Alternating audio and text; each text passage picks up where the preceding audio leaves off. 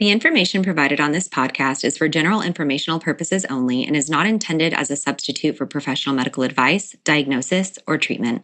Always seek the advice of your qualified health provider with any questions you may have. Never disregard professional medical advice or delay in seeking it because of something you have heard on this podcast. Reliance on any information provided here is solely at your own risk.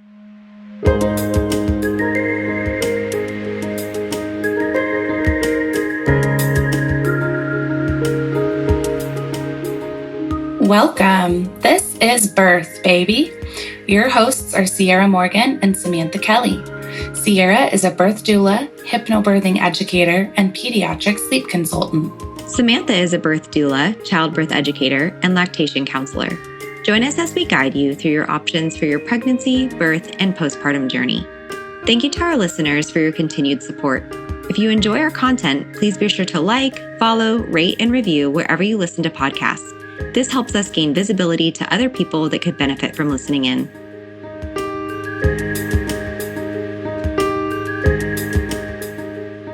Hello, everyone. Today is a birth story, but it is an extra special birth story because it's unique and not many people get to have one of what we're going to talk about. We have Danielle Sanchez here with us today. She was actually our birth doula client. She lives here in the Austin area, and she is here to share about her VBAC after 2 cesarean story. Thank you so much for being here with us today, Danielle. Thank you. Good morning. Good morning. Yeah. So will you give us just like the quickest, you can just give us a quick overview of why you think you ended up having 2 cesareans? What do you think were like the big catalysts for your 2 cesareans? Of course. So this is America. I guess that's one of them. Love it. The OB that I had, it seemed like she was, for quote unquote, I guess, lack of better terms, knife happy. She told me right off the back at 38 weeks when she was doing a dilation check that it felt like I was narrow and my baby probably wasn't going to fit in. And given that I had gestational diabetes, she was setting me up for a C-section. But she said it was up to me how I wanted to birth. And I said I wanted, to go for a vaginal birth. And so I did end up getting induced because of the gestational diabetes. And then I labored to 9 centimeters, was at the end of it. And my blood pressure was just apparently too high. And they rushed me in for an emergency C-section, but they had time to shave me. So, it wasn't really an emergency. That's funny. You're like, I'm qualifying and it's not an emergency because you could shave my pubic hair.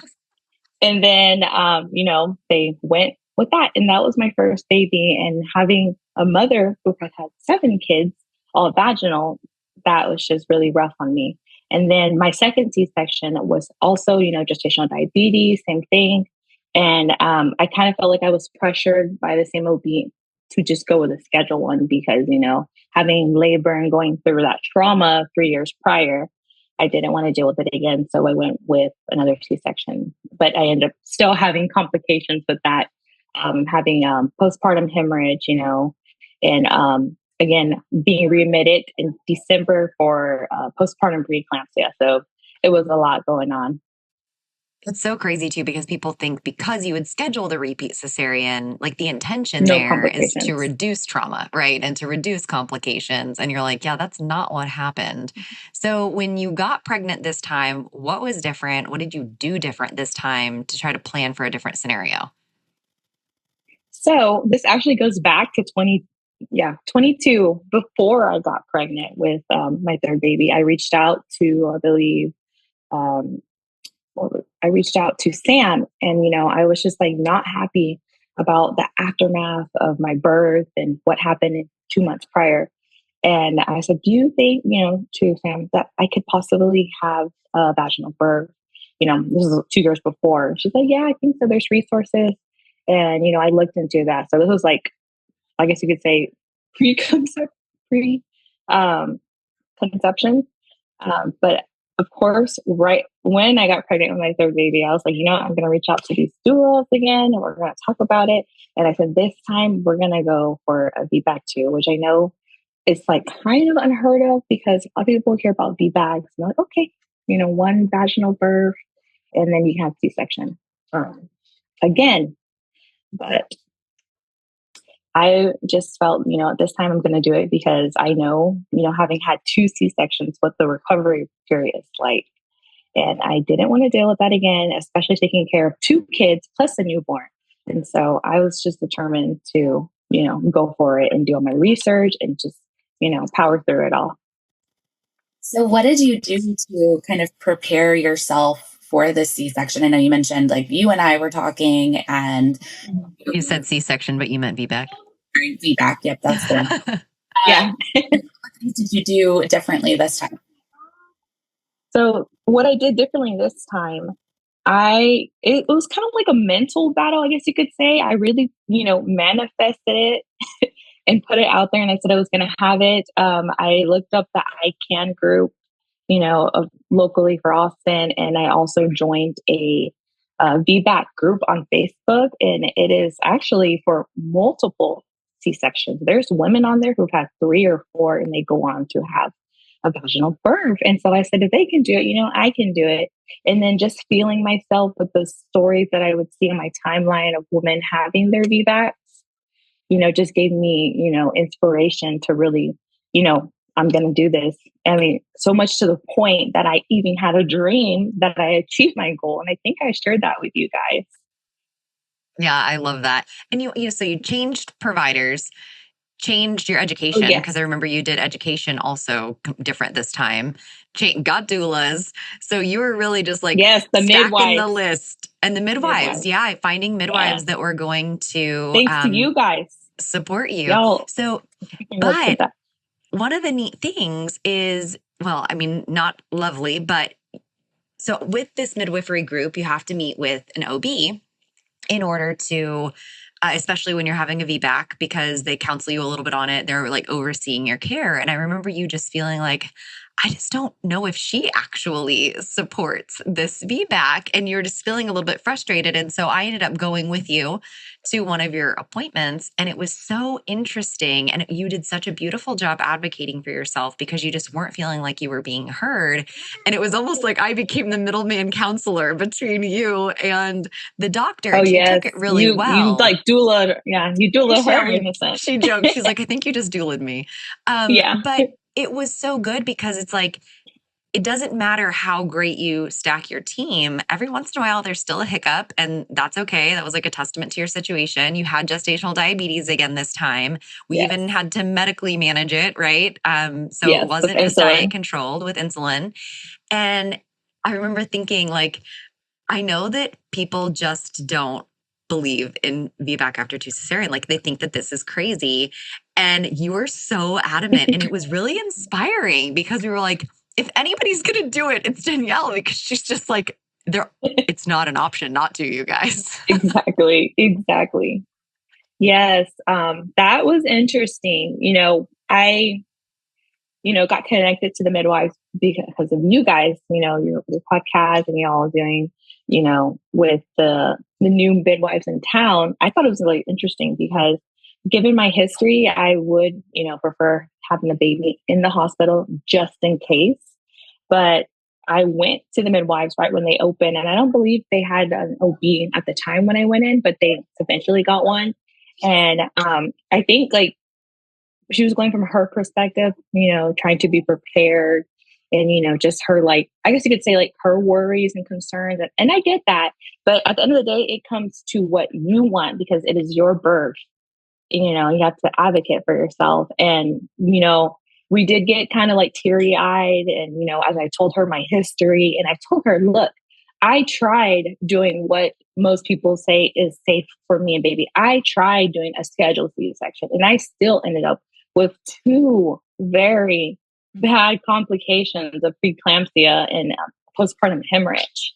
And so I said, I went that route and it wasn't for me. So I'm going to trust my gut and I'm going to go and do, what I was made to do, have a baby. Because her instinct was she just felt like she had to counsel you that the least complication and safest way, because she said she was trying to give you trauma-informed care. And she's like, and if things go off the rails and we do have something happen, like a potential rupture or something, I'm not going to be able to give you trauma-informed care. And you were sitting there going like, I don't care. That happened last time anyway. Like at that point, fine, do what you've got to do. And she really like kind of wasn't connecting that. And I just paused her and I was like, I have questions for each of you. Danielle, are you saying that you just want all of the chances in the world and not to be counseled anymore on the risks because you understand them? And if push comes to shove at the end of the line, if they can't explain things to you because things are moving too fast in an emergency, you're okay with that? And you're like, yeah, totally fine with it. And I looked at the doctor and she goes, oh my God, thank you. I needed to hear that, because she so strongly felt like she had to do this trauma-informed care for the cesarean because she wanted to help you in that situation. You're like, I'm not planning for a cesarean. I'm planning for a vaginal We're not birth. putting that energy out there. Right. And so that once we got that passed, and it was so cool too, because they knew your risk of hemorrhage. So we were able to tell them ahead of time, like making sure we're paying attention to these things postpartum. So as your birthing day came closer, there was some conversations that came up surrounding potential induction and things like that. Can you kind of tell us how that all played out and how you felt about all of that? Of course. So me having gestational diabetes, I had weekly appointments leading up to my due date, which coincidentally was the day my baby actually was born, April 18th of 2024. She just turned 6 months on Friday. I agreed to the induction because I knew that the best chance to possibly have a baby, would be to get induced, because, periodically with my other children, and it's not uncommon for a lot of women to go past their due date, but I knew for me wanting to have a VBAC, it would be the safest choice. And I know there's a lot of bad stigma about having inductions. People are like, oh, more interventions, And it's true. There's a lot of things that can lead up and interfere and cause a C-section, especially if you get induced too early. But I was like, I believe I was in 39 and 6. And so, and I also agreed to a non-medical induction. I got the Foley catheter, and it was very, I guess you say very empowering, because I was also able to do the continuous monitoring mobilely. Like I had the mobile ones, so I could move around, use the birth ball, and it just really helped, I guess you could say, manually open things up without having to get Pitocin or anything to ripen the cervix. And so it was my choice, and I agreed to it. I didn't feel pressure into doing it, and I just felt like it was the right way to go about things to help. Remind me. Oh, go ahead, Sam. It was like you individually had gestational diabetes. You had this history of preeclampsia that develops like while you're in labor with your babies. And so you knew that your best chance to avoid some of those complications that come with those things was to try to have this baby on the earlier side. And so, that may not be like the right fit for everyone, but in your situation, that was what you needed. And your providers were amazing in supporting you in that. Yeah, that was the individualized care that was like so cool to see during this whole process, because most people listening to this would be like, she shouldn't have been induced. Why is she induced? Like, people with a VBAC shouldn't just go sign up for an induction. They only think Pitocin. Right. But you're in your situation, it was increasing our chances of having, it was a few things, increasing our chances of having a vaginal birth because of the gestational diabetes was getting harder to manage. Your blood pressure creeps and starts creeping up and then becomes an issue. And also at the practice we were at, that doctor's not on call all the time. And actually she wasn't even on call on the day that you were scheduling to be in, but she knew that you were scheduling it. And then she scheduled to come in even though she wasn't on call, because she knew that in order to have you have a safe, if there was an emergency, the safest way to handle it was somebody who already knew your situation and had a very like tight grip on everything. And she was like, I'm just going to come in anyway. And okay, well, we'll keep going, but I want to say, I know. I love her. Yes, it was she really was there cool. helping me. I think it was a learning experience for both of us. Yeah. Okay. So how did your induction go? So my induction was magical. It was like, very redemptive. I loved it. I had my husband, my mother was there. I came in the morning. It was Wednesday, early in the morning, and Bridget, our midwife, placed the catheter in there.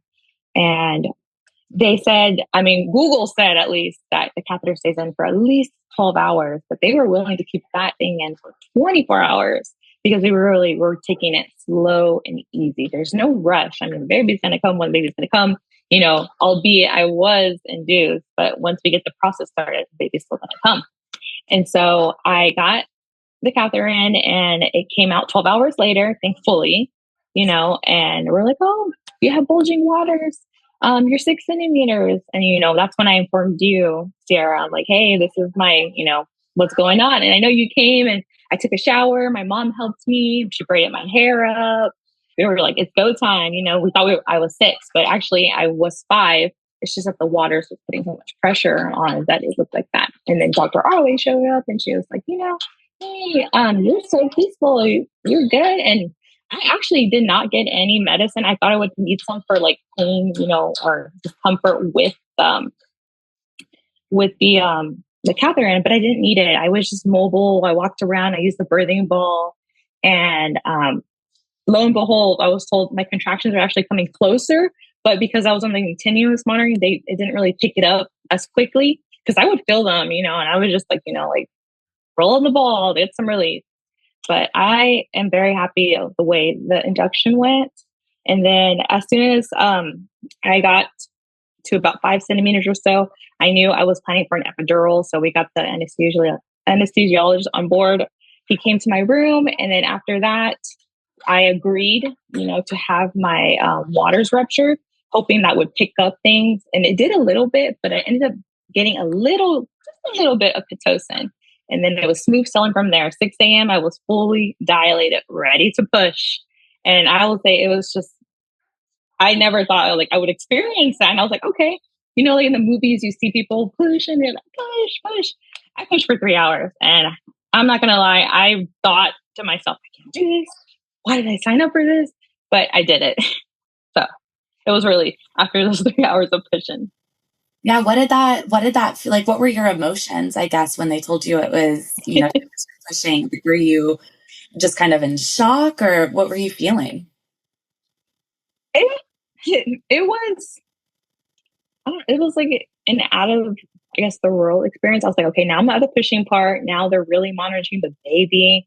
I do know that there's a monitor that they put inside, to check on the baby if they cannot accurately pick up with the outside monitor. And I didn't really want to do that, but I knew it was necessary because, we wanted to make sure the baby was okay. And, my midwives were like, okay, I know you didn't want this, but and they explained to me why it was necessary, as I was doing it. And because I pushed for a long time. What that is, that's the internal, oh, yeah, go ahead. It's the fetal scalp electrode where they yes.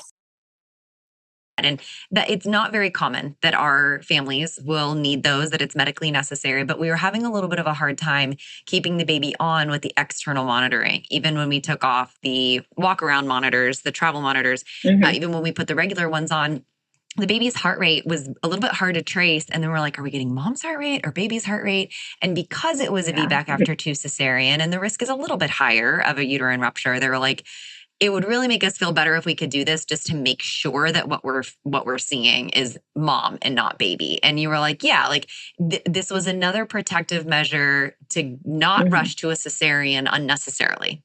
And so that was an informed choice that you made. And you were given all of that information and you were given the option to say no. And that was what was, again, really cool seeing everybody work together. Yes, I know in most cases, if that was any other hospital, they're like, oh, we can't pick a baby's heart. Oh, or they're having B cells. C-section, just go, And I was not about to have that. And so I, trusted my gut and instinct and I went with that. And, baby just came down the slide and, just very excited to have that, to have a baby come out, to say it like that way down the slide compared to my other children. But I loved it. I did have epidural and I know I was clicking it. And I think at one point I ran out. And I know there was some nurses saying, oh, baby's almost here.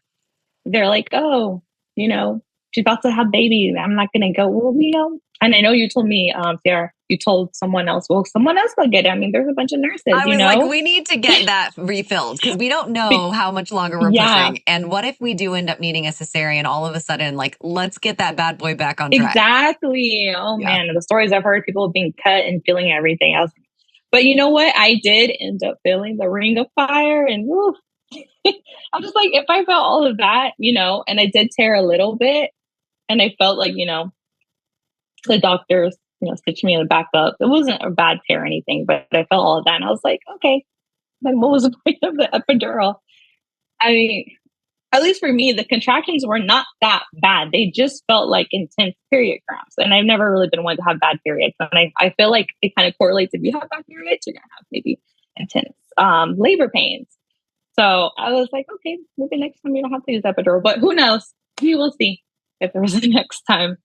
I mean, I've opened that doorway to have another kid. I mean, basically they say, 3 C-sections, that's it. No more babies and that kind of thing. So yeah, I am happy of that experience, but it wasn't too bad.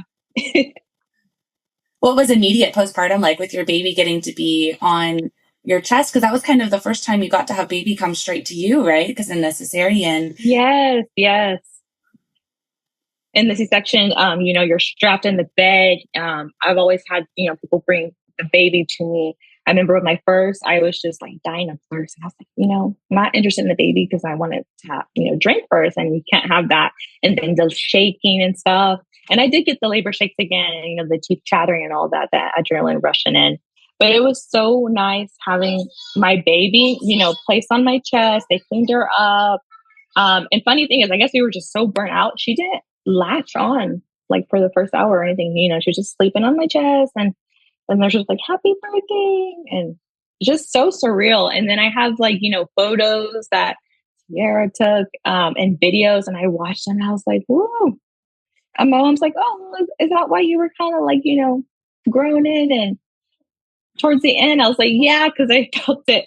But, we got the baby out because I know I had the mirror. They're like, you can look and you can see her come out. But every time, when I was pushing, going in rhythm with my contractions, I was, my eyes were closed, and I was super exhausted. I do want to say that I feel like the induction went a little fast because in the sense that I didn't really get to rest. And I always heard, people say you need to really rest before you push. And you really do.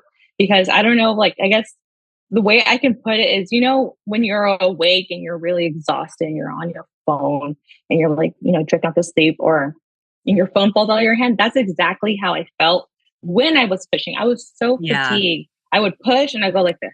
And I wanted to stop. I wanted to sleep, but I know things were set in motion. My body was doing the thing. The baby was doing her thing. I couldn't, there was no like stopping. It was just like, the baby's coming today and it's coming now, You were like nodding off. It was funny. It was like you would just fall asleep and your head would start. It was like I was passing out. Yeah. It was crazy. Yeah. And like, okay. Yeah. It was time to push again. I remember it was so interesting just being able to be there and watch. And I remember talking to Samantha afterward, and I was like, it was almost, you could see you saying it felt surreal.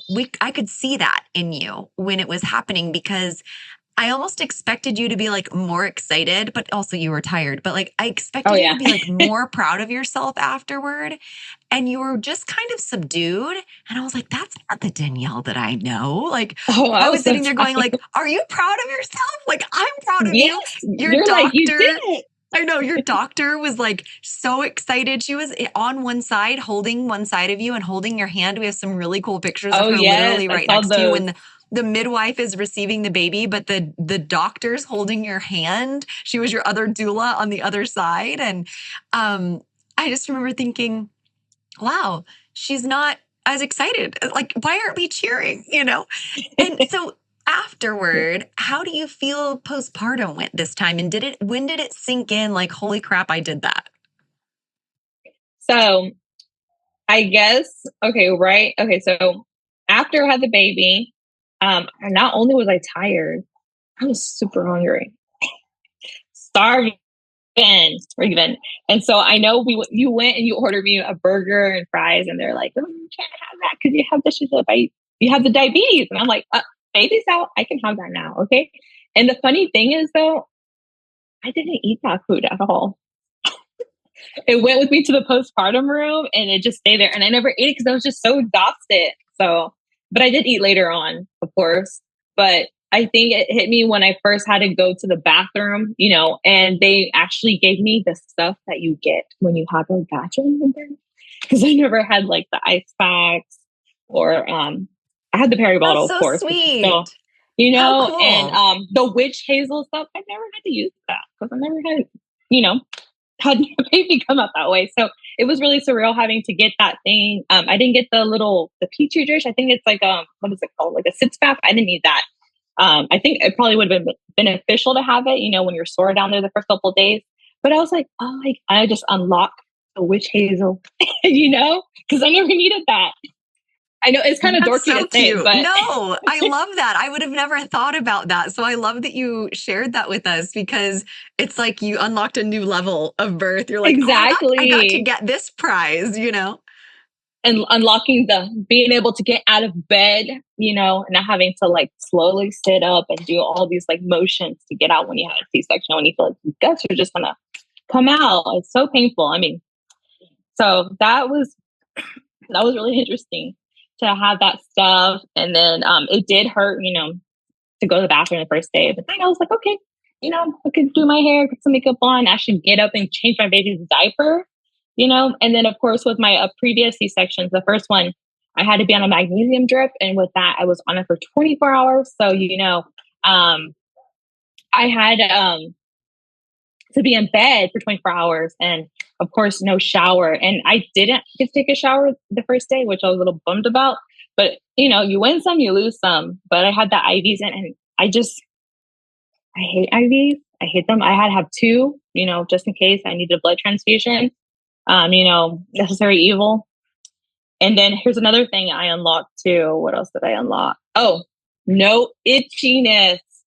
So I had like a reaction to the spinal that I would get for C-sections, and literally I'd be itching. And then whenever they would come check on me, the doctor, the anesthesiologist, they would be like, how are you feeling? You're doing good. You're having your movement back. They would check your legs and stuff.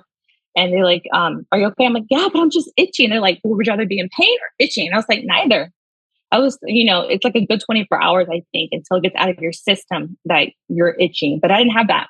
But I had a bad scratcher just in case I needed, But that was another thing I was happy not having to be itchy. Like it was so annoying, the previous birth, to be itchy after birth, especially when you couldn't take a shower. Yeah, not fun. And then take a shower by myself. Wow. My mom always helps me, and I'm grateful for her helping me take a shower after my surgeries. But it was nice just being able to do things myself and get up and actually pick up the room. I didn't breastfeed a lot just because I was really sensitive. And I know the good thing and what they want you to do so you can leave the hospital and be discharged. They want your baby to eat and get all the meconium out and stuff. And baby was doing good with that. So I just opted for the formula for the first couple of days. But as y'all do know, you win some, you lose some. My poor baby, I got discharged early, on time. I think 2 days post-birth. My baby stayed longer because she had jaundice and it would not go down. We had to use the belly lights. And so that was kind of a downside to it. And I almost felt bad. I was like, I had my victory, and my baby is, needing treatment. And it was kind of sad. And of course, with the roller coaster of emotions, I cried because I wanted to go home. I had a vaginal birth and I could leave early, but I couldn't leave early because baby wasn't, 100%. So it was tough. It was interesting. You've had three such different situations. You had one where you labored for a long time and then rushed off to a C-section. You had one where you planned a C-section, you have hemorrhage, and then you end up back in the hospital for postpartum preeclampsia. And then this time, everything else went really well, but then your baby had to stay. And you're like, why? Why is there something every time? I know. I felt so bad. I almost felt guilty. I'm like, maybe I should have C-section and she wouldn't have this. But I mean, yeah. And then, how were you afterward? Like your healing? Did you guys, your blood pressure? Were you monitoring that at home? Did you feel well taken care of with all of that as well? I most certainly did. So I kind of feared that my blood pressure would go up just because of the circumstances where my daughter was still in the hospital. We actually ended up having to leave her in the nursery for a little bit.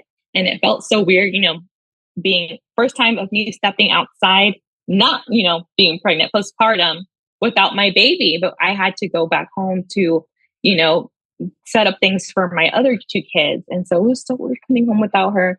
Didn't like it, but she was well taken care of. Apparently the nurses said that she did not sleep in the nursery because she kind of sensed that we weren't there. But the good news is that her jaundice levels did go down and she got the belly lights removed. And so I was happy about that. But going back to your question, what was it again? Your blood Remind pressure. me. Blood pressure. Okay. Yes. Okay. Postpartum care. I'm very happy with my care. Very happy. My midwife group had me go in. I believe they wanted me to go in like right after birth, but of course I got discharged, or my baby got discharged late. And I went back, I think, a week postpartum, and my midwife checked my blood pressure not once, not twice, not even 3 times. She checked it like 6 times, and she would wait 10 minutes, and she's like, "I think you're good." She's like, "Just keep these, check it at home, and if it gets bad, let us know." And of course, when I got home, my mom set up this, sweet welcome home thing for me with a cake. She had some things to do, so she missed, my postpartum recovery. And so, she made me spaghetti, baby was here. It was just such a lovely, thing to come home to, with flowers, cake, and a home cooked meal from your mom. But my blood pressure, I thought it was going to creep up because I had a headache and I was kind of like swelling, but that's just like, the afterbirth stuff. And I was very like, worried that maybe it was my pressure creeping up. And, when you get home, you're just like, everything's different. Have able to walk in your house, differently. And so I worried that it was on. I would check it and it would be a little bit elevated, which is normal. But I'm happy to say that I had no like preeclampsia. I didn't have to go back. I worried about, the first 6 weeks. And then not only that, the midwives had like a teleconference with me at 3 weeks postpartum so they could check in with me. And I like that because a lot of I guess you could say right now, a lot of the idea is that you have your baby, you come back at 6 weeks. And that is too far out to be seen and to be, they check with you like emotionally, how you're doing, how's baby doing, you're resting, all that stuff. And so I really liked the care I got. I wasn't just another number or another paycheck. They actually really, give a damn about their patients, to put it that way. So. Yeah. So do you kind of wrap us up here? Do you have any advice that you would offer to anyone who is planning for a VBAC or a VBAC after multiple cesareans? I would recommend to find the right team, and the right team can look different for anyone. For me, it was, getting a midwives. I did have an OB, of course, on the team that was teamed up with the midwives. And of course, y'all, my lovely doulas, and have a team, go over your birth plan, what you're wanting to do, and make sure you just talk it out. If you have any questions, concerns, or fears, don't keep it in. Let everyone know what you're doing. Let them know your past, and then I would say join a support group. That group is on Facebook. I believe it's called, I think it's called, no, the ICANN is one, but the one I joined was just a group of people on Facebook. You can send it to us if you want. We can put it in the show Yes. notes. I'll definitely do that. It's vaginal birth after multiple C-sections. And so, like I said, again, there's a woman in that group who are doing free birth. They can't find, help, unfortunately. There's women who've had 4 or 5 C-sections, or they have 3 and then they have another one and they go back. It's just crazy, like what women's bodies can do, what we can endure. But I say just join those groups, find your people, and, take a picture, put in your phone as your cover. I had a screenshot on my phone, I think I still have it on there. It's one of my other screens. If I can pull it up real quick. It was all affirmations. I remember you just had affirmations everywhere. Okay, it says VBAC affirmation. It says, I trust my body's innate wisdom. Each day I'm growing stronger, more confident, and more prepared for the beautiful birth experience ahead. My body knows how to birth my baby safely. and gently. I am ready. I am capable. I am empowered. And so I had that on my phone, and, leading up to my birth. And it was just such a nice thing to see that, and then see like the date of my baby's birth, and knowing that I did it and it can be done. So don't let anyone, there's going to be people that will try to fearmonger and say, I had a doctor that told me that my uterus would basically explode.